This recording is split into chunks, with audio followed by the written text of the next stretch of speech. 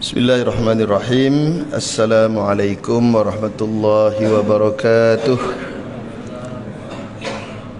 Alhamdulillahi rabbil alamin wa bihi nasta'in ala umuri dunya waddin, wassalatu wassalamu ala asyrafil anbiya'i wal mursalin wa ala alihi wa ashabihi wa man tabi'ahum bi ihsanin ila yaumiddin, amma ba'. Tuan-tuan puan sidang jemaah yang dirahmati oleh Allah Ta'ala, alhamdulillah, syukur kita kepada Allah Ta'ala yang mana dengan limpah kurnianya masih lagi dapat meneruskan kehidupan kita di bulan Rabiul Awal yang mulia ini, masih lagi menyambut sambutan Maulidur Rasul sallallahu alaihi wasallam. Hari ini hari 19 Rabiul Awal. Tuan-tuan sekalian, 12 Rabiul Awal itu ada 3 peristiwa penting yang berlaku ke atas junjungan besar Nabi Muhammad sallallahu alaihi wasallam. Yang pertama iaitu kelahiran Nabi pada tanggal 12 Rabiul Awal. Yang kedua iaitu hari di mana Nabi menjejakkan kaki di bumi Madinah dalam peristiwa Hijratul Rasul. Dan yang ketiga iaitulah kewafatan Nabi Muhammad sallallahu alaihi wasallam juga pada tanggal 12 Rabiul Awal. Jadi penting tuan-tuan sekalian kita menyambut Maulidur Rasul, lebih-lebih lagi kita jauh daripada Nabi sallallahu alaihi wasallam. Tuan-tuan, kalau kita tengok di dalam YouTube, dulu pernah keluar di berita tuan-tuan sekalian ya, ada orang tanya dengan remaja-remaja, pemuda-pemuda kita di KL, apa dia Maulidur Rasul, dia tak tahu. Kalau tanya Ma'al Hijrah apa, tak tahu. Ini adalah kesan apabila ada golongan orang yang membida'ahkan program-program sambutan Maulidur Rasul dan sambutan hari kebesaran Islam. Kalau kita orang yang selalu pergi masjid surau, tuan-tuan sekalian, tak apa ya, kita hari-hari dengan kuliah kita mengaji. Tapi bayangkan bagaimana remaja-remaja yang mak bapak dia tak sekolahkan di sekolah agama, kemudian tak dibawa ke masjid surau, di mana dia nak dengar kisah Nabi tu sekalian. Inilah yang berlaku pada hari ini. Maka sebab itulah saya menganjurkan di mana-mana, buatlah tuan-tuan sekalian sambutan Maulid ni secara besar-besaran. Buat perarakan macam kita muda-muda dulu tuan-tuan sekalian. Dulu kita muda-muda ya, kalau saya di kampung saya tu, daripada Balai Raya sampai ke masjid lebih kurang 1 kilometer. Jalan ramai-ramai, berarak, bawa bunga telur, bawa bunga manggar, seronok ya. Jadi kita pun dengar ceramah, walaupun masa kita budak-budak tu bukan kita faham sangat tuan-tuan sekalian, tapi hasil daripada kita dengar, akhirnya alhamdulillah adalah kita ilmu kisah Nabi sallallahu alaihi wasallam yang akhirnya membawa kita terus beriman pada Allah Taala dan datang ke rumah Allah Taala. Pagi ini tuan-tuan sekalian, insya-Allah kita akan membicarakan beberapa ayat Quran yang berkaitan dengan junjungan besar Nabi Muhammad sallallahu alaihi wasallam. Satu hari seorang bertanya dengan Sayyidatina Aisyah, apakah akhlak Nabi sallallahu alaihi wasallam? Jawab Aisyah, kana khuluquhul Quran. Adalah Nabi itu akhlaknya Al-Quran, sebagaimana yang ada dalam Quran. Jadi kita lihat Baik, yang pertama tuan-tuan sekalian, kita lihat di dalam surah Al-Anbiya ayat 107. Surah Al-Anbiya ayat 107, Allah Ta'ala berfirman, "Wa ma arsalnaka illa rahmatan lil alamin." Dan tidaklah kami mengutus kamu wahai Muhammad melainkan untuk menjadi rahmat bagi semesta alam. Nabi Muhammad sallallahu alaihi wasallam diangkat oleh Allah Subhanahu wa taala sebagai pembawa rahmat kepada seluruh penduduk alam. Jadi rahmatnya bukan hanya kepada orang Islam semata-mata ataupun kepada manusia. Al-alam, kalau kita belajar dalam ilmu akidah, ma huwal alam? Al-alam huwa ma siwallah. Apa dia alam? Alam itu selain daripada Allah Taala. Ada alam manusia, ada alam haiwan, ada alam malaikat, ada alam jamadat. Jamadat ni benda pegun tuan-tuan sekalian ni, macam kipas, pokok, tiang, ya. Semuanya mendapat rahmat dan kehadiran Rasulullah sallallahu alaihi wasallam. Dulu masa Nabi kecil tuan-tuan sekalian, orang Arab ni menjadi kebiasaan, orang-orang kampung, orang-orang Badui pergi ke bandar, ambil anak-anak orang bandar bawa balik kampung untuk mereka mengambil upah menyusukan anak-anak kecil. Jadi Halimatus Sa'diyah dengan suami dia pergi ke Mekah. Dapat berita bahawa di rumah Aminah itu ada anak kecil tuan-tuan sekalian yang baru lahir. Maka mereka pun masuk ke rumah Aminah untuk mengambil Muhammad sebagai anak angkat mereka. Tetapi suami dia beritahu, Limah, cuba kau tanya siapa bapaknya. Pasal apa nak tanya bapaknya? Bukan nak tengok budak tu sah taraf ke tidak, tapi nak tahu kalau dia anak yatim, siapa nak bayar upahnya nanti. Maka setelah diketahui bahawa Muhammad itu anak yatim, maka akhirnya ditinggalkan tuan-tuan sekalian. Keluarlah Halimatus Sa'diyah dengan suaminya mencari bayi-bayi lain yang belum diambil oleh keluarga angkat. Tetapi ditakdirkan oleh Allah Ta'ala memang tidak ada bayi yang tidak diambil oleh anak angkat melainkan Muhammad. Maka tuan-tuan sekalian, akhirnya Khalimah memujuk suami dia, Orang perempuan biasalah tuan-tuan sekalian, bila dia dah minat satu benda tu kan makcik kan, bila dia dah suka dipujuk suami dia. Tak apalah bang, ya, walaupun masalut tu tak apalah, masalut jadi pakai nampak terang gitu kan, pujuk-pujuk orang lelaki ni biasa kalah lah tuan-tuan sekalian, ya. Halimah bagi tahu suami dia, kita keluar cari rezeki tak elok balik dengan tangan kosong.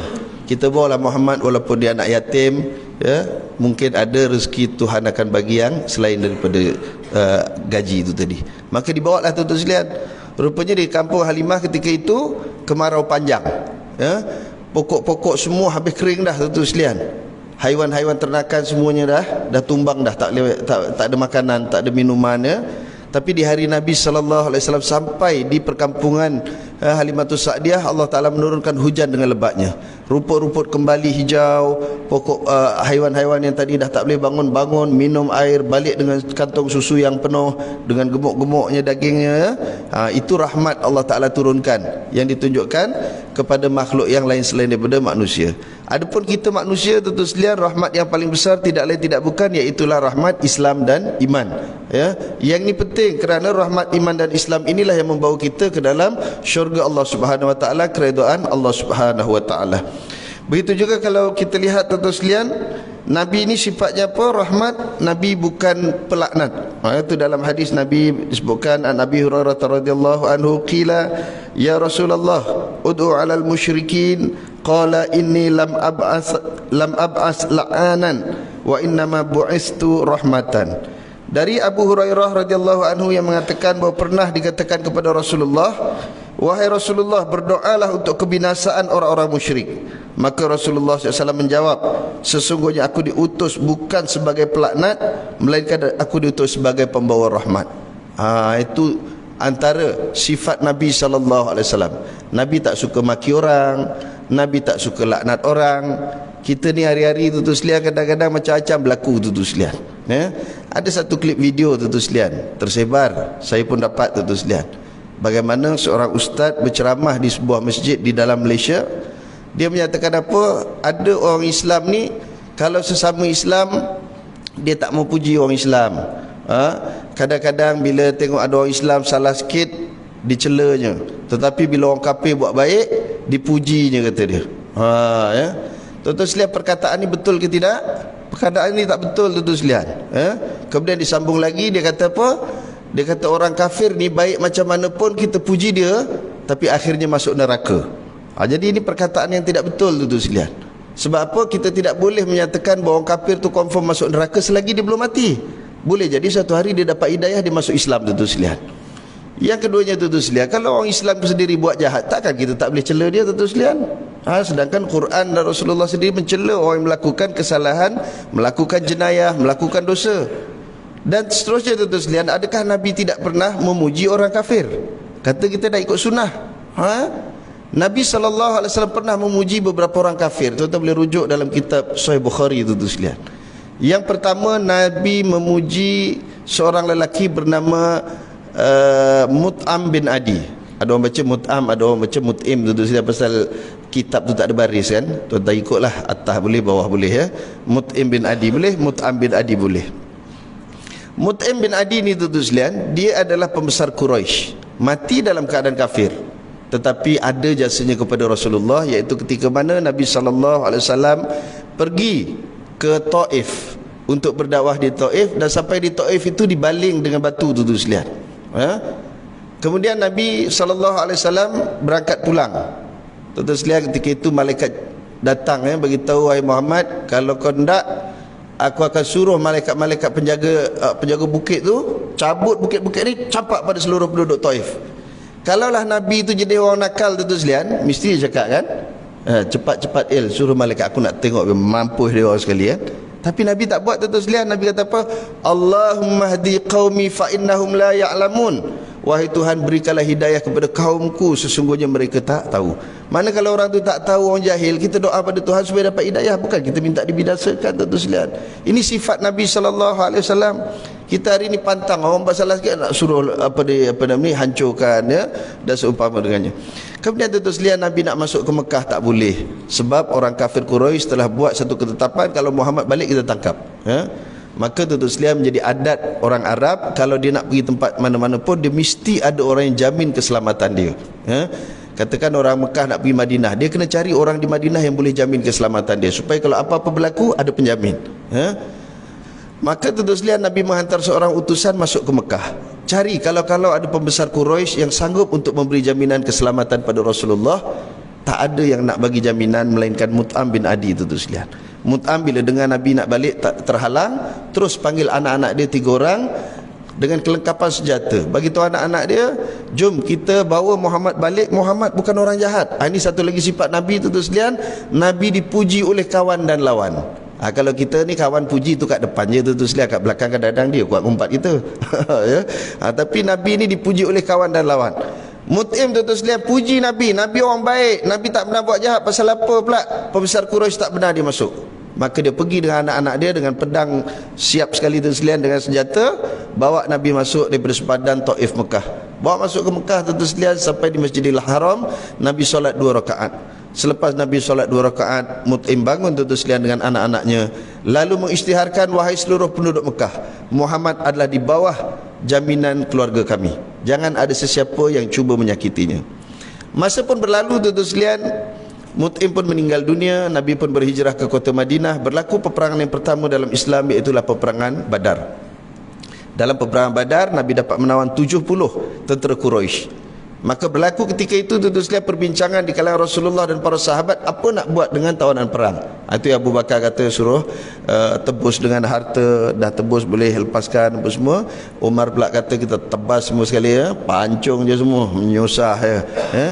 Nabi ada sebut, tuan-tuan sekalian, kalaulah Mut'am masih hidup dan dia menjadi orang tengah antara aku dan orang-orang yang kotor ini. Maksud kotor apa? Orang kafir Quraisy kotor dengan syirik.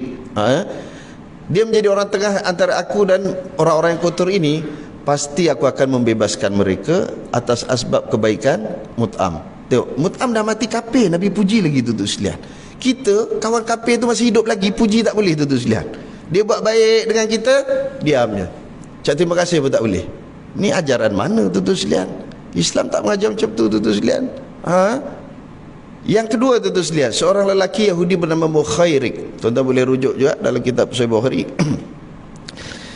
Dalam peperangan Uhud, tuan-tuan sekalian, puak-puak Yahudi tidak turun untuk membantu peperangan membela kota Madinah. Sedangkan dalam Saifah Madinah, perlembagaan Madinah, telah jelas disebutkan, siapa pun yang tinggal di kota Madinah, Islam ke dia, bukan Islam ke dia, apa juga bangsa dan agamanya, wajib untuk mempertahankan kota Madinah daripada serangan luar. Manakala ada serangan luar datang, semua warga Madinah bertanggungjawab untuk mempertahankan kota Madinah.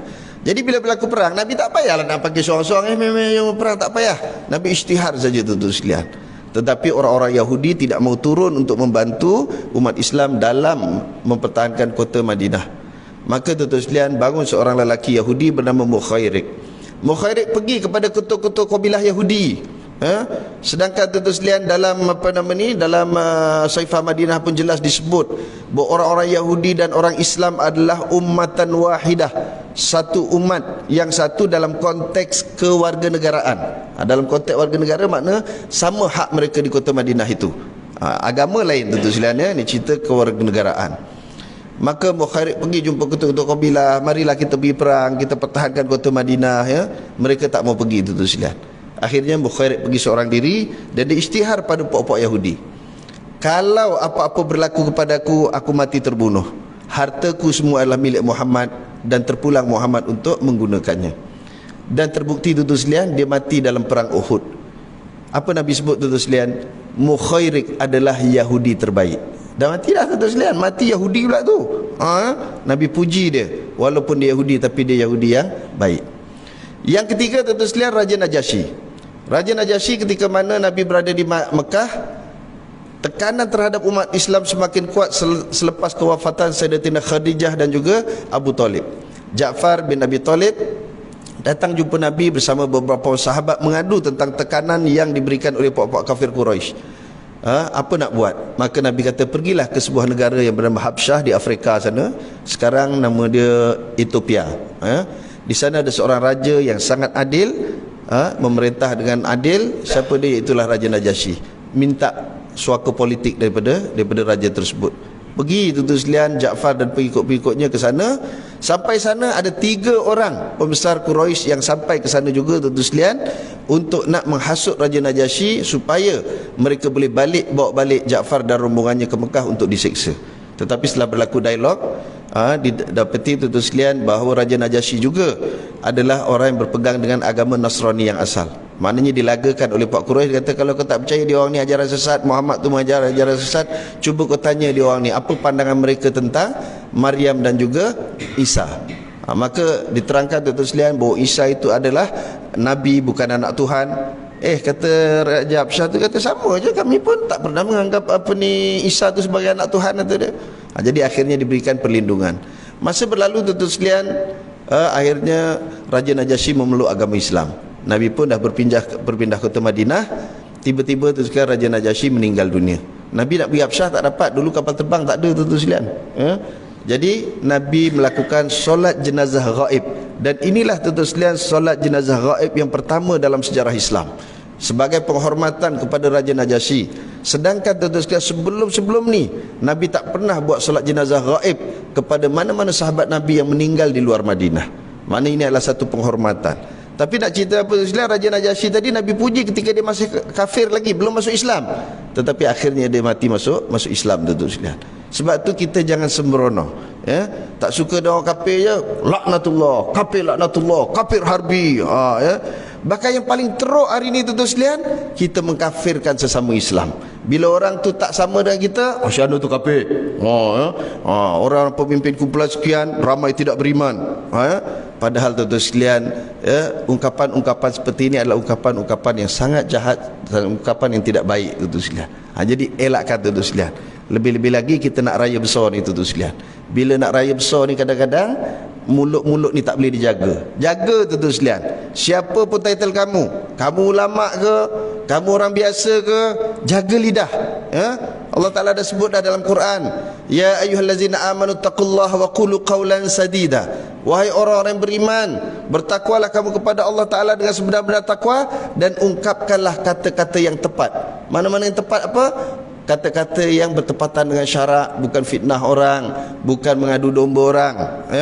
Nak berkempen boleh tuan-tuan sekalian, silakan kempen, tapi kempen dengan cara yang baik, mengeluarkan kata-kata yang baik.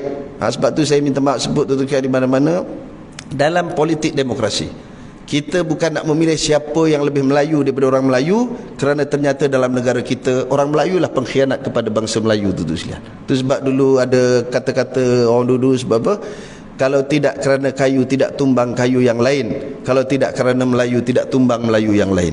Tuan-tuan sekalian, tanah dalam negara kita sudah sebahagian terjual kepada orang bukan Islam. Siapa yang jual? Orang Melayu kita tuan-tuan sekalian. Itu. Yang kedua tuan-tuan sekalian, kita juga bukan nak memilih orang yang lebih Islam dan lebih suci daripada orang lain. Ternyata hari ini ada tuan-tuan sekalian ahli politik yang orang Islam pun tidak dapat menonjolkan contoh-contoh yang baik. Misalnya ada ahli-ahli parlimen kita tuan-tuan sekalian, orang Islam tapi sering ponteng Dewan Rakyat tuan-tuan sekalian. Lawan ambil tapi dia tak masuk Dewan. Sedangkan itu macam orang kerja juga tuan-tuan sekalian. Tuan-tuan kerja, tuan-tuan ambil gaji tapi tak masuk pejabat. Apa hukum tuan-tuan sekalian? Sama dengan ahli parlimen adun yang dia ambil duit tapi dia tak masuk parlimen, tidak bersidang. Kat luar mulutnya ngoceh je cakap, tapi tak masuk. Patutnya apa yang dia cakap tu cakap dalam parlimen, barulah ia memberi kesan dan manfaat kepada orang ramai. Tapi ni yang berlaku tuan-tuan sekalian. Maka tuan-tuan sekalian, kita nak pilih siapa orang yang mampu melakukan kebajikan kepada rakyat dan cintakan tanah air kita. Jangan kita main pilih saja. Lagi-lagi ni nak kena berenang ni kali ni tuan-tuan sekalian. Dah belajar berenang belum ni? Nanti nak mengundi ni kena berenang, kena naik sampan ya. Jangan main-main, kalau kena macam tahu sudah tuan-tuan sekalian jenuh. Saya je selamat atas bukit tu. Bawah semua. Rumah saya dulu yang di Seksyen 23 tu, 2 tingkat, 1 tingkat habis tuan-tuan sekalian. Ada kawan cakap mujur ustaz dah pindah tadi. Saya kata alhamdulillah. Baik tuan-tuan sekalian. Kemudian disebutkan kerana itulah mereka masih selamat. Ini orang-orang kafir masih selamat kerana Rasulullah tidak terus berdoa kepada Allah untuk kehancuran mereka. Banyak siri-siri kita melihat penghinaan kepada Rasulullah, tetapi Nabi tetap mendoakan kebaikan tuan-tuan sekalian. Ada satu orang datang ke masjid Nabi berteriak-teriak tuan-tuan sekalian, aku nak bunuh Muhammad, aku nak bunuh Muhammad. Cuma hari itu dia silap tuan-tuan sekalian. Dia sampai ke Madinah tu, di masjid Nabi tu Umar tuan-tuan sekalian. Umar tanya, kau nak apa? Aku nak bunuh Muhammad. Umar kata, sebelum kau bunuh Muhammad, meh lawan aku dulu. Kalah lah dia tu sekalian lawan dengan Umar. Dilipat je dengan Umar, diikat dekat tiang masjid. Kemudian sahabat-sahabat berkerumun. Nabi pun datang tu sekalian, tengok orang berkerumun. Nabi tanya, ni apa kerumun-kerumun ni? Umar kata, ya Rasulullah, orang ini datang nak membunuh kamu ya Rasulullah, sebab tu kami tangkap, kami ikat dekat tiang. Kemudian tu sekalian Nabi datang, Nabi senyum. Tanya dia, siapa nama, dah makan ke belum? Tanya pula, dah makan ke belum? Kalau belum, jom kita makan. Jadi sahabat-sahabat confused tu sekalian. Orang datang nak bunuh Nabi, tiba-tiba dia ajak makan. Nabi pun suruh Umar ambil makanan. Umar pun confused, macam mana ni orang nak bunuh Nabi, tiba-tiba nak suruh ambil makanan. Akhirnya seorang sahabat lain mengambilkan makanan, datang. Nabi pun makan bersama si kafir ni tu sekalian. Kemudian Nabi tanya dia, nak masuk Islam tak? Dia kata tak nak. Kalau tak nak, ikat lagi dekat tiang masjid. Esok tu sekalian Nabi datang lagi, senyum lagi tu sekalian. Tanya lagi, dah makan ke belum? Belum. Bawa siap Nabi bawa makanan, ajak makan. Lepas makan Nabi tanya, nak masuk Islam tak? Tak nak, kata dia. Tak nak, ikat lagi. Hari yang ketiga Nabi datang, senyum lagi tu sekalian. Tanya, nak makan tak? Tak nak. Makan dulu, belum makan ya. Makan. Habis makan Nabi tanya, nak masuk Islam tak? Tak nak, kata dia. Saya tak nak masuk Islam. Nahi kabi nahi. Tak mau betul dia tu sekalian. Maka Nabi panggil sahabat-sahabat yang ada di sekitar. Nabi beritahu, wahai para sahabat sekalian, si fulan ini sudah 3 hari berada di masjid ni, kita santuni dia ya, tetapi saya 3 kali bertanya dia nak masuk Islam ke tidak, dia kata dia tak mau. Biarlah dia pulang kepada keluarganya, sebab dia belum dapat hidayah daripada Allah Ta'ala. Begitu dia, wahai si fulan, baliklah kepada keluarga kamu ya. Dia pun keluar terus lian daripada masjid Nabi, sambil keluar, sambil dia tengok belakang, sambil jalan, sambil tengok belakang, sehingga hilanglah Masjid Nabawi daripada pandangan beliau. Sampai satu kebun tamar, dia pun mandi air, sebab dekat sana tentu sekalian nak dapat lembah yang ada air ni susah, dan air yang keluar ni, air mata air dia sedap tentu sekalian di bawah pokok tamar ni. Dia pun minum, dia pun mandi, kemudian dia balik semula ke masjid Nabi tentu sekalian. Nabi tanya dia, siapa kau balik sini? Nabi balik lah. Dia kata, ya Rasulullah, ketika aku datang semalam, dia kata engkau lah orang yang paling aku benci, tapi hari ini engkau lah orang yang paling aku cintai. Aku nak masuk Islam. Tengok tuan-tuan sekalian, bila kita dekati orang masuk Islam, tapi hari ni kita, kafir Arbi, musuh Islam, semua kita bantai semacam tuan-tuan sekalian. Macam mana orang nak masuk Islam tuan-tuan sekalian? Tidak ada sifat rahmah dalam diri kita. Sebab tu kita kena kembali tuan-tuan sekalian sebagaimana Rasulullah SAW, kerana itulah akhlak Nabi, apa yang terkandung di dalam Al-Quran tuan-tuan sekalian. Maka terimalah rahmat Allah ini dengan mengikuti ajaran daripada Rasulullah SAW. Bukan setakat kita selawat-selawat, kita puji Nabi saja. Yang paling penting bagaimana untuk kita mencontohi kehidupan baginda Rasulullah SAW. Sebab Nabi diturunkan oleh Allah Ta'ala bukan untuk dipuji dan dipuja. Kalau setakat nak puji-puji orang, nak puja-puja orang ni tuan-tuan sekalian, tak payah hantar Nabi, cukup hantar Mawi dan Siti tuan-tuan sekalian. Orang dah teruja dah ya. Tapi Nabi ni tuan-tuan sekalian diutus oleh Allah Ta'ala sebagai contoh ikutan kita dalam kehidupan.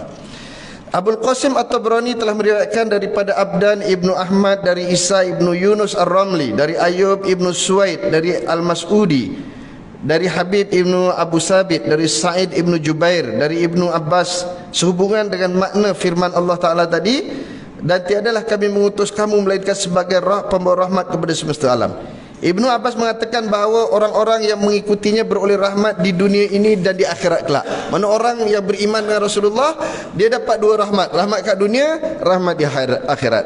Adapun orang-orang yang tidak mengikutinya, iaitu di kalangan orang-orang kafir, mereka dapat rahmat juga di dunia, cuma dia tak dapat rahmat di akhirat.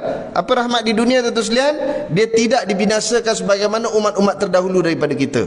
Umat-umat terdahulu tolak saja Nabi, dibinasakan oleh Allah Ta'ala.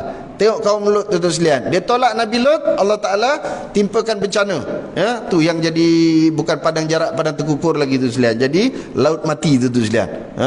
Dia cedok gitu tu sekalian, dia angkat lambung ke atas, dia hempat balik ke bumi habis tu sekalian. Ada pengikut Nabi-Nabi yang mana mereka kaum-kaum Nabi yang menolak ajaran Nabi-Nabi terdahulu, ditimpakan dengan hujan batu dan seumpama dengannya. Tapi zaman kita ni tuan-tuan sekalian, jahat macam mana pun Tuhan masih bagi waktu lagi tuan-tuan sekalian. Tak apa. Itulah rahmat kepada orang-orang bukan Islam di dunia ini, mereka tidak terus dibinasakan oleh Allah Ta'ala. Kadang-kadang kita tengok lagi kafir tuan-tuan sekalian, lagi kaya dia tuan-tuan sekalian. Dan orang kafir pun bukan semua jahat tuan-tuan sekalian. Saya ada satu orang kawan saya YB tu sekalian. Setiap bulan dia akan mendapat satu orang panggil dia bakul makanan. Saya tak ingat tu sekalian. Saya tak ingat, lebih kurang 500 bakul makanan ataupun 5,000 tu sekalian bakul makanan setiap bulan. Dibagi pada YB ni, tolong bagi ni pada siapa-siapa pun yang memerlukan, Islam ke bukan Islam ke, bagi. Kalau orang macam tu sekalian, takkan kita diam je. Tak apa, letak situ. Macam tu sekalian. Kita kenalah ucap terima kasih, boleh puji dia, dan kita doakan dia, mudah-mudahan dengan kebaikan itu Allah Ta'ala memberi hidayah kepada beliau. Kalau dia masuk Islam tu sekalian, kan lagi banyak kebaikan, kita pun dapat, dia pun dapat. Sehingga kawan saya kata, ya Allah Ustaz, kalaulah dia masuk Islam banyak pahalanya. Iya betul, saya kata. Sebab tu usahakan supaya kau dekati dia, cakap dengan dia dengan baik, puji kebaikan dia, supaya akhirnya dia bukan setakat memberi bantuan daripada sudut makanan, tetapi akhirnya dia mendapat hidayah daripada Allah Subhanahu Wa Ta'ala. Baik, seterusnya yang kedua tentu saja kita merujuk pada ayat 21 surah Al-Ahzab. Ayat 21 surah Al-Ahzab, Allah Ta'ala berfirman, laqad kana lakum fi rasulillahi uswatun hasanah liman kana yarjullaha wal yawmal akhir wa dzakarallaha katsira. Sesungguhnya telah ada pada diri Muhammad ataupun diri Rasulullah itu suri teladan yang baik bagimu, yaitu bagi orang-orang yang mengharapkan rahmat Allah dan kedatangan hari kiamat, dan dia banyak menyebut nama Allah Subhanahu Wa Ta'ala. Seperti yang kita tahu, pada diri Rasulullah itu ada contoh teladan yang baik. Dalam semua keadaan baginda itu sempurna. Kita boleh jadikan baginda contoh sebagai bapa. Tengok macam mana Rasulullah sebagai bapa dengan anak-anak baginda. Tuan-tuan sekalian, ni tuan-tuan sekalian satu peringatan, jangan sampai tampar muka. Marah macam mana dengan anak, jangan tampar muka tuan-tuan sekalian. Marah macam mana dengan isteri, jangan tampar muka. Jangan marah macam mana dengan kawan-kawan, jangan tampar, jangan tumbuk muka. Muka ni tak boleh tuan sekalian, ni haram. Nabi sebut ini tidak pernah letak di pipi isteri-isteri dia. Mana tak pernah pukul tuan sekalian. Ada setengah orang kita marah sikit pukul isteri tuan sekalian, tak boleh. Yang suruh pukul tu bukan pakai gini tuan sekalian. Itu Nabi pukul tu pakai ni, ujung serban itu. Kamu ni macam tu, untuk pengajaran tuan sekalian. Buka pergi libas macam tu. Tuan-tuan tengok budak-budak yang kena dera tu, Masya Allah, yang bela tu tuan sekalian, tengok sampai disimbah air panas. Macam mana ada orang macam tu tuan sekalian, tak ada perasaan langsung tuan sekalian, disimbah dengan air panas, dibagi makan cili. Cuba bagi dia makan cili tuan sekalian. Mujurnya kita tak laksana hukum kisos lah. Kalau hukum kisos, jenuh mak angkat tu tuan sekalian. Makan cili hari-hari selama berapa tahun dia buat tu tuan sekalian. Mujurlah berlaku corona tu tuan sekalian. Kalau tidak, tak tahu boleh jadi mati budak tu tuan sekalian dikerjakan. Sedangkan Nabi tak benar tu tuan sekalian kita buat macam tu. Itu sebab sukan tinju adalah sukan yang diharamkan dalam Islam tu tuan sekalian. Sebab ini adalah kemuliaan yang Allah Ta'ala bagi. Kenapa perlu kita nak tumbuk sampai lebam? Ingat tuan-tuan sekalian, semua kita beringat. Jangan kita, kalau nak pukul, cari tempat lain yang sesuai. Itu pun untuk pengajaran, bukan untuk kita nak mendera. Budak lah tuan-tuan sekalian, manalah dia tahu kadang-kadang ada kesilapan. Biasalah kita yang tua-tua ni pun kadang-kadang dia buat silap juga tuan-tuan sekalian. Jadi yang penting kita bimbing. Nabi SAW tuan-tuan sekalian dengan anak-anak kecil, tengok Nabi usap kepala. Jadi kalau kat masjid ada anak-anak kecil, apa tuan sekalian, tapi Nabi dulu buat anak yatim. Nabi usap kepala anak yatim, itu sunnah tuan sekalian. Dengan anak-anak cium. Satu hari tuan sekalian, seorang sahabat melihat Nabi mencium Hasan dan Husin. Lalu dia duduk menung tuan sekalian, menangis dia. Nabi tanya, pasal apa? Dia kata, ya Rasulullah, anak aku ramai, seorang pun aku tak pernah cium. Nabi jawab apa tuan sekalian? Ma la yarham la yurham. Siapa yang tidak mengasihi, dia tidak akan dikasihi. Yalah, kalau kita jenis kedebel dengan anak-anak garang tu sekalian, lama-lama anak pun lari daripada kita. Siapa nak kawan kita, siapa nak sayang kita? Kawan-kawan macam tu juga.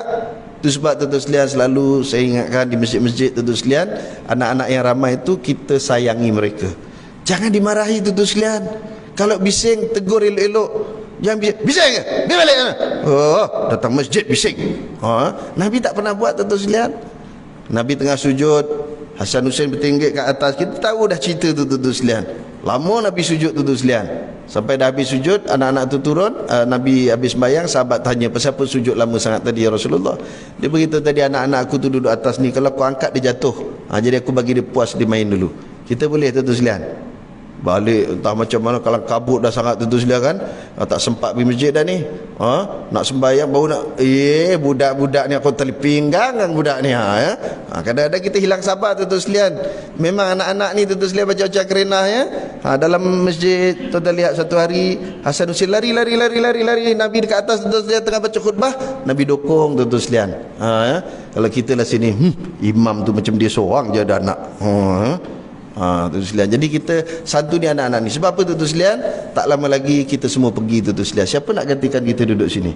Kalau tidak rugi je kita tengah infak banyak-banyak, duk besarkan surau, cantikkan surau tuan sekalian, tiba-tiba jemaahnya tak ada. Sebab itu kalau tuan-tuan baca dalam bab bid'ah, bid'ah ni ada 5 tuan sekalian. Ada bid'ah wajib, ada bid'ah sunat, ada bid'ah harus, ada bid'ah makruh, ada bid'ah haram. Tapi kalau puak-puak satu lagi, dia bid'ah ni semua haram tuan sekalian, masuk neraka semua. Dalam bid'ah ni ada 5 tuan sekalian. Salah satu bid'ah yang makruh. Apa bid'ah makruh tuan sekalian? Menghiasi masjid, dan kalau dalam kita Arab tu masjid je lah. Masjid-masjid ni dihias indah-indah tetapi tidak diusahakan untuk menarik jemaahnya. Tapi kalau jemaah ramai, masjid jadi cantik, tu lagi bagus tuan sekalian. Tak apa. Ini tiap-tiap tahun dihias masjid tapi tidak ada usaha untuk menarik jemaah datang ke masjid tuan sekalian. Jadi ini tanggungjawab bersama tau. Bukan setakat tanggungjawab AJK surau masjid, tanggungjawab kita ahli Korea. Fikir tuan sekalian, macam mana kita nak penuhkan masjid-masjid ini agar orang datang ke rumah Allah Subhanahu Wa Taala, supaya nantinya bila kita mati, apa yang kita sumbangkan di masjid kita ni akan terus kita menikmatinya di alam akhirat. Cuba bayang kalau dah tak ada tuan sekalian. Ada tempat tahu tuan sekalian, sekarang jemaah dah tak ramai. Sebab apa? Tempat yang mix antara Muslim dengan non-Muslim. Ya, di Kelang ada tuan sekalian 2 tempat saya kuliah. Dulu ramai sangat tuan sekalian orang. Ramai. Saya kuliah tu kan penuh surau. Sekarang ni dah tak ada. Lebih-lebih lagi lepas corona tuan sekalian. Ada satu surau tu lepas corona baru ni, Ustaz, tengok Ustaz, jemaah kita tinggal sikit je tu. Itu corona ramai yang terkorban. Anak-anak muda tak mau duduk sini, dia pindah Ustaz. Kami tak tahu kalau kami mati esok siapa nak uruskan surau ni, kata dia. Ada terfikir macam tu sekalian. Tapi nak macam mana, saya kata gini, Haji pergi carilah mana-mana ustaz yang buat surau tahfiz tu, suruh duduk sini. Tu luar tu lapang lagi, boleh buat asrama, boleh buat apa. Daripada surau ni nanti akhirnya kalau dah tak ada orang duduk, so adalah orang ambil tu sekalian kan, buat bangunan lah, buat apa. Orang yang wakaf tu rugi tu sekalian. Jadi usahakan macam tu, cari mana-mana guru, buat surau tahfiz kat sini. Ada 2 tempat tu sekalian. Sial, seorang meninggal. Pada surau tu makin besar, makin cantik. Jadi kita pun macam tu, di tempat itu kita usahakan. Nabi juga sallallahu alaihi wasallam menjadi contoh sebagai seorang pemimpin. Pemimpin ni, tengok Nabi tu sekarang menjadi pemimpin. Nabi turun sama bersama para sahabat dalam apa juga keadaan. Tuan-tuan lihat ketika mana Nabi sampai di Madinah nak bina masjid, Nabi sama-sama tuan-tuan sekalian cetak batanya, Nabi sama-sama meletakkan bata, susun bata, sehingga ketika itu paman Nabi bernama Hamzah bin Abdul Muttalib mengatakan, "Mat, kau duduk je lah, tak payahlah kau ikut, ya, kamu pemimpin, duduk je." Kata Nabi apa? "Aku pun sebagaimana kalian juga." Mana sama-sama bekerjasama. Yang ni namanya apa? Bekerja bersama-sama saya. Tu. Inilah pemimpin yang terbaik tuan-tuan sekalian. Nabi sama-sama buat. Kemudian tuan-tuan sekalian, macam tu juga dalam peperangan Khandaq. Ketika gali parit tu besar tuan-tuan sekalian. Dulu excavator mana ada? Semua pakai tangan tuan-tuan sekalian. Kuda paling patas tak boleh lepas. Mana tempatnya? Kalau tuan-tuan pergi umrah, tengok tu yang Masjid 7 tu. Masjid 7 tu ialah pos pengawal, bukannya masjid. Tapi mereka solat di situ, maka tu disebut Masjid 7. Khandaqnya dah tak ada dah jadi jalan dah tuan-tuan sekalian ya. Ketika itu Nabi bersama-sama dengan para sahabat mencangkul, mengangkat pasir itu sekalian, bersama-sama dengan sahabat, sehingga ada seorang sahabat nampak ada 3 biji batu di perut Nabi itu sekalian. Tanya, "Ya Rasulullah, nampak ada 3 biji batu?" "Ya," kata Rasulullah, "kami sudah beberapa hari tidak makan." "Kalau gitu," kata dia, "saya balik jap nak tengok kalau ada makanan." Tu Sayyidina Jabir nama itu sekalian. Sampai di rumah tanya isteri dia, "Yang ada makanan tak?"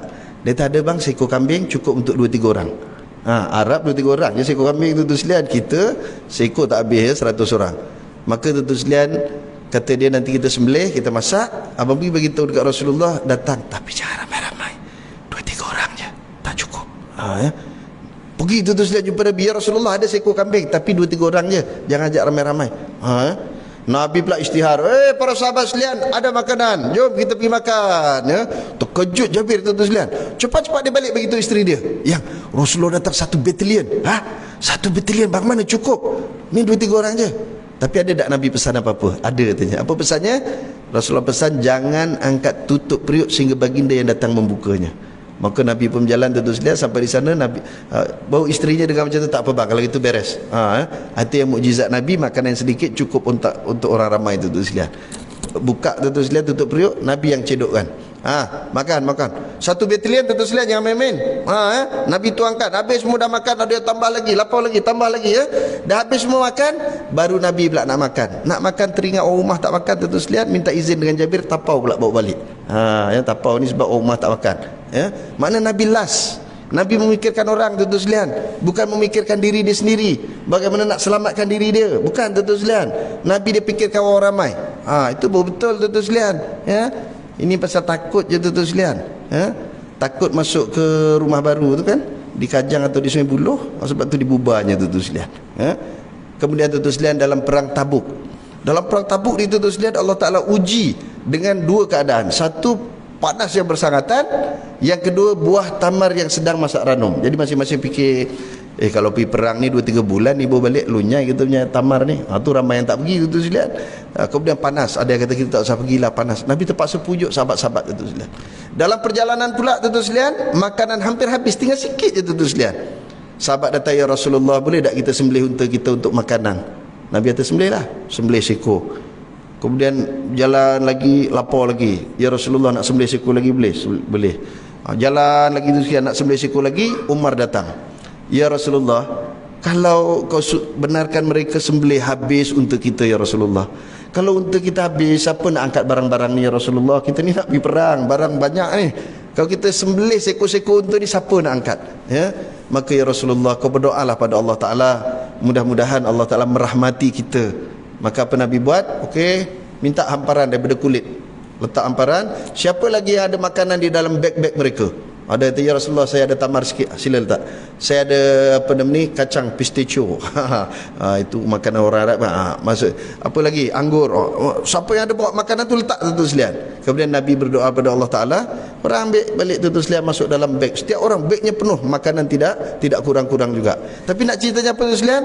Nabi yang paling last sekali ambil, tuan-tuan sekalian. Ini Rasulullah. Sifat Rasulullah tu begitu, tuan-tuan sekalian. Sayangkan umat lebih dahulu daripada diri baginda sendiri.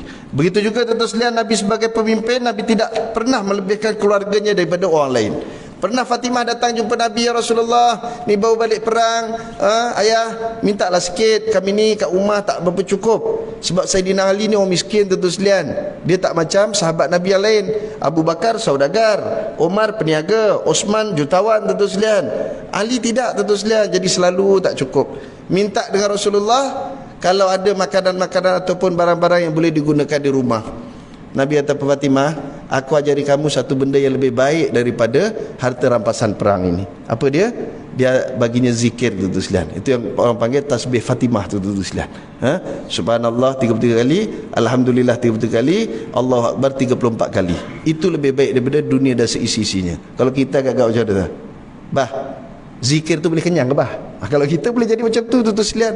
Tapi sebagai anak yang taat, melihat Rasulullah yang begitu keadaannya, tuan-tuan sekalian, bimbang kalau fitnah kena pada Rasulullah, maka dia pun balik, tuan-tuan sekalian. Sebab itulah Bani Hashim juga, tuan-tuan sekalian, tidak dibenarkan mengambil wang zakat. Bani Hashim haram, tuan-tuan sekalian, makan duit zakat. Sebab apa? Kalaulah Bani Hashim boleh ambil duit zakat, ia akan menjadi fitnah pada Rasulullah. Patutlah dia beri, wajibkan zakat, kutip zakat, rupanya nak bagi kat kroni. Tapi itulah sifat Nabi, tuan-tuan sekalian. Nabi tidak mementingkan diri sendiri dan keluarganya lebih daripada umatnya. Sama, tuan-tuan sekalian. Nabi perlakukannya sedemikian. Begitulah Rasulullah dalam keadaan panglima perang, baginda berada di hadapan bersama dengan sahabat-sahabat yang lain sebagai kawan, suami dan lain-lain lagi. Sebab itu Nabi dipuji oleh musuh daripada dulu sampai sekarang. Kalau tuan-tuan buka satu buku, tajuk dia 20 pemimpin ulung dunia, ditulis oleh seorang Yahudi bernama Michael Hart. Ini bukan lama, tuan-tuan sekalian, abad ini. Masih lagi hidup tak silap orangnya. Dia menulis 20 orang pemimpin itu. Yang pertama sekali dan yang terbaik, siapa namanya?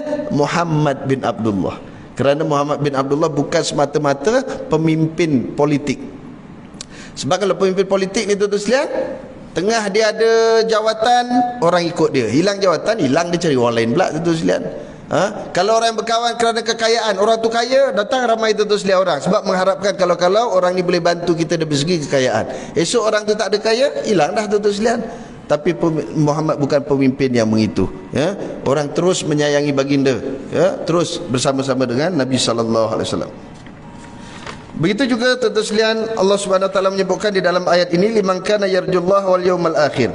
Siapakah orang-orang yang menjadikan Rasulullah sebagai uswatun hasanah tadi? Yaitu orang-orang yang mengharapkan rahmat Allah Ta'ala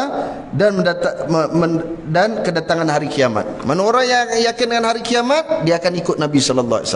Kerana Nabi lah yang menunjukkan jalan untuk kita balik ke tanah air kita yang asal. Ingat tuan-tuan sekalian ya, kampung asal kita syurga tau. Bukan Tanjung Karang, bukan Batu Pahat, bukan Johor Bahru, bukan ya. Asal usul kita dulu ya, atuk Adam dengan nenek Hawa daripada syurga.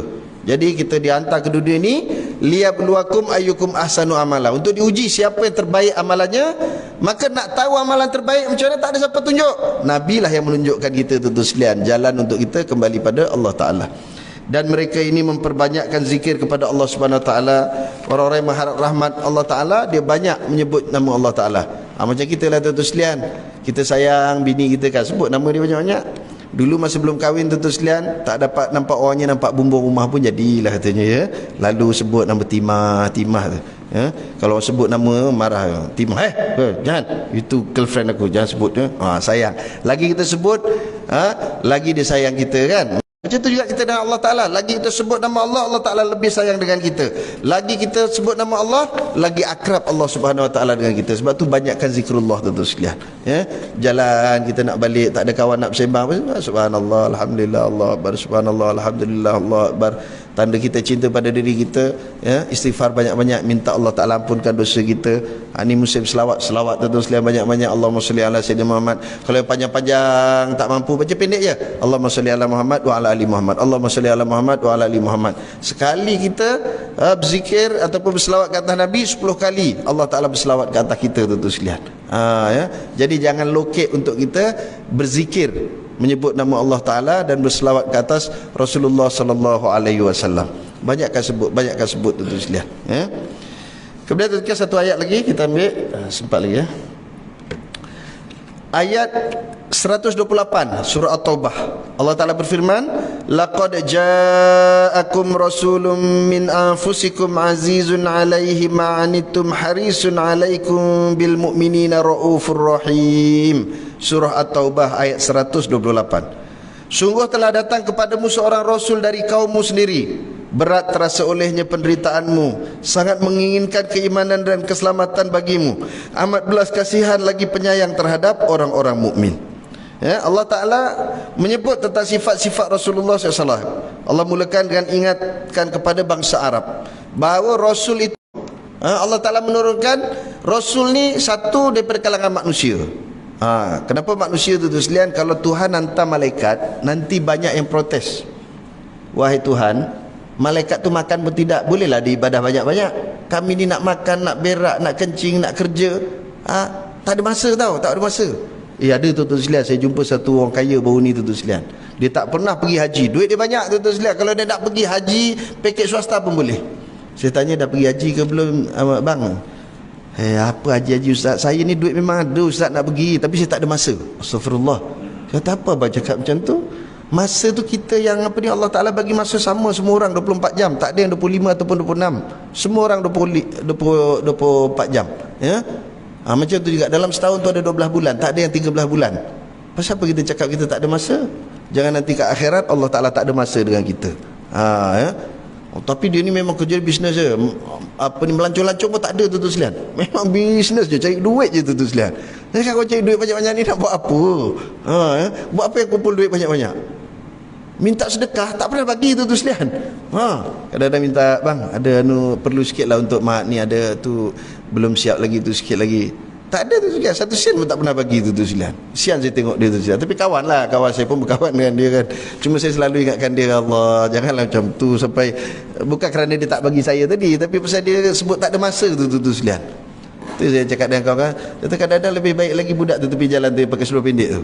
Ada satu budak tu sekalian dekat Bukit Kapar tu, dia jual ayam, dia pakai seluar pendek, sembahyang pun tidak tu sekalian. Tapi kalau kita minta macam baru ni kami buat Maulid Rasul, jumpa dia, bang apa ni nak buat Maulid Nabi ni, kita ada jemputan ramai ni daripada luar negara pun ada kan. Baru ni kita buat ramai dia, ada daripada Indonesia, daripada Mesir, daripada Syria. Sama-sama kita buat sambutan, kita berarak ramai-ramai tu sekalian. Boleh ke nyumbang ayam sikit? Berapa ustaz nak? 50 ekor. Dah, esok pagi saya hantar. Dia hantarnya 50 ekor. 50 ekor tu nilainya 1,000 tu sekalian sekarang ni. Ayam tu lebih kurang dia boleh bagi. Lah yang kaya tak bagi tu sekalian. Tu maknanya kadang-kadang ada orang tak dapat hidayah daripada Allah Ta'ala. Tapi kita terus berdoa untuk dia tu sekalian. Kita doakan mudah-mudahan akhirnya terbuka hati. Sembayang dah jaga alhamdulillah, walaupun dia sembayang sendiri je tak pergi surau, tapi kita doakan supaya dia pergi surau satu masa nanti. Tapi yang penting tu sekalian, rukun Islam yang kelima tu dia masih lagi tak mau. Dah pujuk dah tu sekalian 2-3 kali. Saya kata haji ni bukan untuk saya tak minta duit pun. Pergilah daftar kat tabung haji, pergi sana bawa isteri. Jangan sampai satu masa nanti dah sakit itu sakit ni, barulah Allah kalau boleh nak pergi Mekah, nak berdoa kat Mekah apa semua dah tak guna lagi dah ketika itu. Sampai macam tu sekalian Baik, satu, Allah Ta'ala turunkan di kalangan manusia, bukan malaikat. Yang kedua, kepada orang Arab tu yang satu bangsa dengan dia, sama-sama Arab, sama-sama Quraisy, tentu sekalian. Apa masalah yang kamu tak boleh terima? Kalau apa yang Nabi bawa kebaikan kamu boleh terima, pasal apa agama kamu tak boleh terima? Itu persoalan dia, tentu sekalian, kepada masyarakat Arab ketika itu.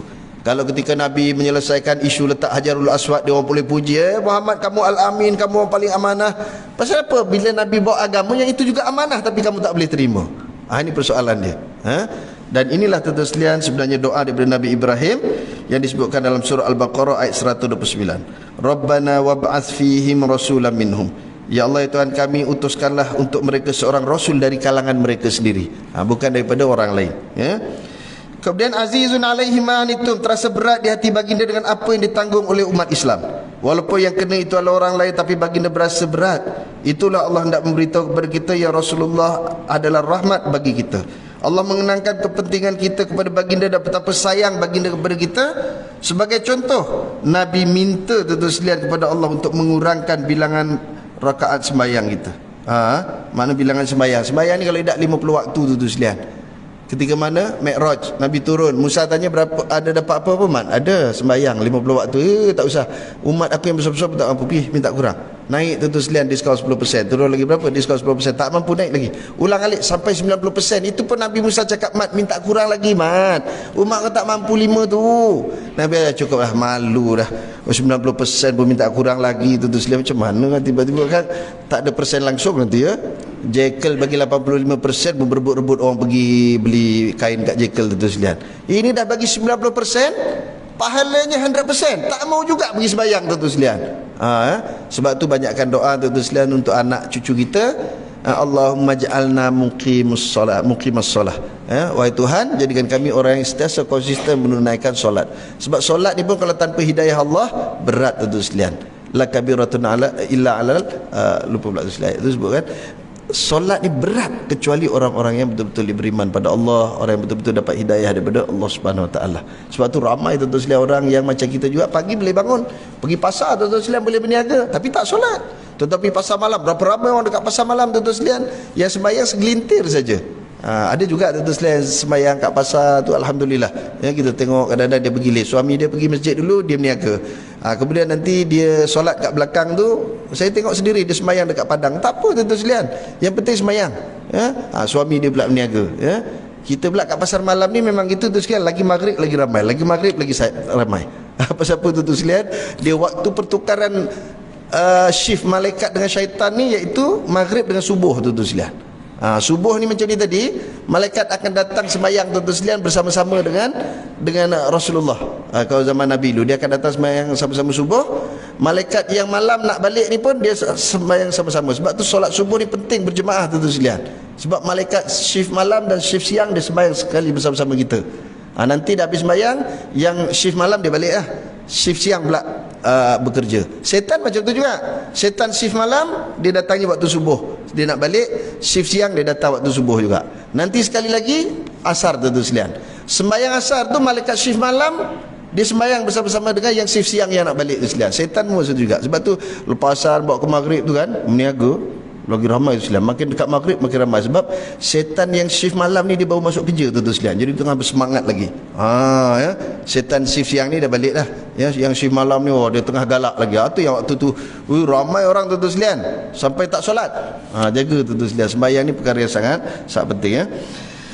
Kemudian tentu sekalian Allah Ta'ala di dalam satu hadis Nabi sebut, inna hazad dina yusrun wa syari'atuhu kullaha sahlatun samhatun kamilatun yasiratun ala may yassaraha Allahu taala alaih. Sesungguhnya agama ini mudah, semua syariatnya mudah, penuh dengan toleransi lagi sempurna. Ia mudah bagi orang yang dimudahkan oleh Allah Ta'ala dalam mengerjakannya. Aman kita ni disuruh buat yang mudah-mudah, ya? Kalau kita sakit, boleh sembahyang jamak kosor. Kalau sakit macam orang apa nama ni, orang stroke tu sekalian, dia boleh jamak tapi tak boleh kosor, di rumah. Sebab kadang-kadang dia sakit, orang yang nak mewudukkan dia, orang basuh dia, payah tu sekalian, bukan senang, ya? Kita yang tak rasa jaga orang sakit ni, kita tak tahu tu sekalian. Saya dulu ingat lagi tu sekalian, masa arwah pak mentua tu sakit tu sekalian, ya? Mak mentua tu lah, daripada pagi, petang, siang, malam, makan tak boleh, nak kena suapkan, ya? Nak buang air tu sekalian, pakai pampers, nak kena bersihkan. Jadi kalau dia nak kena sembahyang macam kita juga setiap waktu sembahyang, susah tu sekalian. Jadi boleh jamak tapi takdim, jangan takhir. Ya, masuk zuhur je cepat-cepat terus bersihkan sembahyang, jamak takdim. Nanti asar dah tak payah, nanti maghrib pula tu sekalian, ya, dibagi keringanan. Orang pergi musafir pula keringanan lagi, jamak qasar pula tu sekalian, ya. Apa lagi tu sekalian, banyak rusah-rusah keringanan-keringanan yang diberikan oleh Allah Taala dalam sembahyang. Dan rahmat kita juga terkait dengan Rasulullah ini, ibadah kita pun terkawal. Ya. Sembahyang tu sekalian, jangan panjang-panjang kalau jadi imam tu sekalian. Tapi kalang kabut juga kalau terlampau pendek tu sekalian, ya. Bawa ambil wuduk tertinggal tu sekalian, ya. Kita agak-agak lah tu sekalian. Cuma kalau maghrib tu biasanya memang Nabi dia baca surah lazim saja tu sekalian. Maghrib, kalau isyak agak panjang, waktu duha dan ke atas. Kalau subuh memang Nabi baca yang panjang-panjang. Tapi waktu maghrib ni jangan panjang-panjang lah. Cuma kita dekat Shah Alam KL ni tak boleh panjang juga subuh tu sekalian. Pasal masing-masing nak pergi kerja, kecuali hari cuti lah. Kalau hari kerja ni tolong jangan baca panjang-panjang. Sebab tu ada juga pendapat tu sekalian kata, kalau pagi Jumaat tu sekali-sekala lah buat apa nama ni buat sujud sajadah tu. Baca sajadah tu kalau boleh jangan daripada awal sampai akhir, yang dekat-dekat dengan sujud, supaya kita boleh sujud juga, tapi dalam masa sama kita tidak mengabaikan sahabat-sahabat yang nak pergi kerja tu sekalian. Sebab ada kesian. Macam tempat saya tu sekalian, itu kalau pukul 6 tu di simpang 4 Masjid Taqwa tu, Jalan Iskandar, dah jam macam ni tu sekalian. Itu situ nanti sampai lagi ujung Jalan Kopi, jam lagi tu sekalian. Jadi kita kena meraihkan orang. Sebab tu sekalian, pernah seorang sahabat datang mengadu kepada Nabi. Dia kata, ya Rasulullah, aku kalau si fulan itu jadi imam, aku memang saja lambat aku datang, kata dia. Nabi kata, siapa? Pasal dia baca panjang sangat, ya Rasulullah, aku tak larat, kata dia, nak ikut dia. Ya? Maka Nabi panggil imam tu sekalian. Tuan-tuan jangan main-main, imam tu bukan sebarang orang. Dia salah seorang penulis wahyu Rasulullah. Nabi panggil, Nabi tegur dia. Wahai si fulan, adakah kamu nak jadi fitnah terhadap agama? Kau nak jauhkan orang daripada agama ke? Dia terkejut, pasal apa ya Rasulullah? Tak ada orang mengadu ni, kau baca panjang sangat menyebabkan dia tak mau berjemaah dengan kamu. Semenjak itu dia pun baca pendek tu sekalian. Tengok, itu rahmat juga tu sekalian, sebab ada orang sakit tak larat berdiri, ya. Ada anak-anak. Ini anak-anak tu sekalian pergi belajar Qiyamul Lail, dia ajarnya sembahyang sunat tasbih tu sekalian. Habis lepas tu tak mau datang camp lagi dah. Bapak dia balik tanya bapak dia, "Long, apa ni Qiyamul Lail macam mana?" Teruk bah, kata dia. Saya teruk bah, lepas dia tak pergi dah, kata dia. Pasal apa? Dia punya sembahyang panjang bah, kata dia. Pukul 4 lebih sampai dekat azan subuh baru habis, kata dia. Itu yang kadang-kadang ada yang sampai sujud, terus sujud sampai sembahyang tu sekalian. Sampai azan subuh tak bangun-bangun. Saya pernah tu sekalian. Tapi ketika itu kami bukan buat solat tasbih, solat hajat. Imam tu pula nanti habis apa nama ni, sujud yang terakhir tu kena sujud lama. Jangan lama-lama tu sekalian. Sujud terakhir tu tuan-tuan minta je, wahai Tuhan, kabulkan semua apa ni permintaan kami. Habis sembahyang barulah tuan-tuan doa panjang-panjang, ya. Habis tu kan, sampai kita dah habis sembahyang tu dia sujud lagi tau. Ada orang nak kejut, saya biar dulu, tunggu sampai azan, dia punya permintaan belum habis lagi.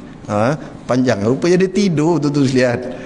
Jadi itu pun satu perkara, banyak benda lah dalam Islam ni. Walaupun benda tu baik, tapi kena buat dengan cara yang baik. Kalau benda baik kita buat dengan cara tak baik pun, akhirnya dia jadi tak baik juga, ya? Harisun alaikum, baginda sangat suka kalau umat baginda beriman, kerana baginda amat sukakan kebaikan untuk kita. Kalimah haris asalnya makna tamak. Makna Nabi ni bersungguh-sungguh nak supaya jangan ada umat ni yang terlepas masuk dalam neraka. Nabi nak semua orang masuk dalam syurga Allah Subhanahu Wa Taala, ya. Jadi sebab tu kita kena usahakan jangan selalu buka kunci neraka tu sekalian. Sebab orang kita ni suka menerakakan orang. Neraka. Macam kunci neraka tu dia yang pegang tu sekalian. Kan banyak lagi ruang-ruang dalam syurga tuan-tuan sekalian untuk kita ajak orang. Mari kita ajak ke syurga. Ajak benda-benda yang baik tuan-tuan sekalian. Jangan sikit-sikit neraka. Syurga tu. Neraka. Semua masuk dalam neraka. Esok tak ada yang masuk syurga tuan-tuan sekalian ya. Lagi orang Malaysia ni banyak masuk neraka tuan-tuan sekalian. Pasal ada geng pula datang baca yasin malam Jumaat, bid'ah dolalah masuk neraka. Baca yasin masuk neraka tuan-tuan sekalian. Esok baris dekat pada masa tu ni session 20 ya. Pasal apa? Masuk neraka. Pasal apa? Baca yasin malam Jumaat. Contoh kan. Baca yasin malam Jumaat masuk neraka kat Malaysia, negara lain tak tahu sekalian. Indonesia pun masuk neraka. Indonesia ni geng-geng Wahabi ni sekalian lagi ramai daripada kita tu sekalian. Aku tengok senarai tu 1000 lebih tu sekalian. Masya-Allah. Yang seorang tu masih lagi dekat dalam video hari-hari tu sekalian. Duk bid'ah sana bid'ah sini. Kan alangkah lebih baik tuan-tuan sekalian kalau kita pergi jumpa masyarakat, kita betulkan. Tak payahlah kita nak guna video semua tu bid'ah sana bid'ah sini ya. Jaga baik-baik tu. Bil mukminina raufur rahim, amat belas kasihan lagi penyayang terhadap orang-orang mukmin. Sebab apa tu? Sebab Nabi telah merasai bagaimana kesusahan ya, sebab itulah Nabi tahu kesusahan kita. Nabi dah pergi ke syurga neraka, melihat tentu selia keadaan di syurga dan di neraka. Sebab itulah Nabi merasa belas kasihan kepada umatnya kalau masuk dalam neraka. Dah tengok dah tentu selia masa malam Isra Mi'raj, Nabi ziarah syurga, bagaimana nikmat dalam syurga. Nabi ziarah neraka, tengok bagaimana azab dalam neraka. Jadi setakat ini dulu tu saya, mudah-mudahan Allah Ta'ala memberkati kita dan menjadikan kita hamba bin soleh, mengambil sedikit pengajaran daripada ayat-ayat Quran yang Allah Ta'ala turunkan, kerana Quranlah panduan kita dalam kehidupan kita. Mudah-mudahan apa yang kita pelajari dapat kita amalkan. Tuan-tuan sekalian, kat luar tu saya ada bawa sayur sikit, tak banyak pun ya. Saya free je tu, bukan suruh bayar ya, tu free pasal banyak tuan-tuan sekalian. Kalau ada siapa-siapa yang ada kelapangan, datanglah dekat Mahat tu, ada sawi, pucuk ubi, macam-macam ada tuan-tuan sekalian ya. Nak bawa banyak-banyak tak larat. Tuan-tuan, tu free je. Kalau tuan-tuan nak bayar, masuk dalam tabung tu je.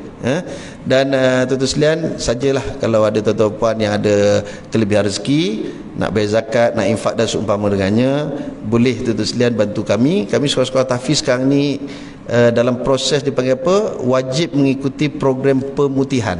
Mana pemutihan apa tu sekalian? Semua sekolah-sekolah tahfiz dikehendaki buat KM macam orang buat perumahan tu, dan diberi tempoh yang singkat tu sekalian. Kalau kita tak siap dalam masa terdekat ni tu sekalian, kita punya lesen-lesen sekolah tahfiz akan ditarik balik tu sekalian. Jadi kita pun akan sama macam kilang haram lah, sekolah tahfiz haram. Anak sekolah mana tu sekolah haram. Jadi kos dia terlampau tinggi tu sekalian. Untuk tempat saya je tu sekalian, apa nama ni, drawing plan balik semula 25,000. Itu pun dah, dia kata dah ini dah diskaun 30% Ustaz. Saya minta kurang lagi, tak boleh dah Ustaz, ni dah diskaun 30%. Kemudian planner pun dia minta 4,000 lebih lah, sebab planner ni dia dah ditetapkan oleh, dia ada persatuan dia. Untuk sekolah tahfiz tak boleh ambil lebih daripada 10,000. Tu hari tu dia bagi surat, Ustaz 8,000. Takkan 8,000, saya kata sekolah kita ni bukan ada duit, boleh kurang tak? Dia bagi 50%. Bagus company tu sekalian, saya doakan dia majulah. Sebab dia bagi diskaun 25%, jadi 4,500 aja.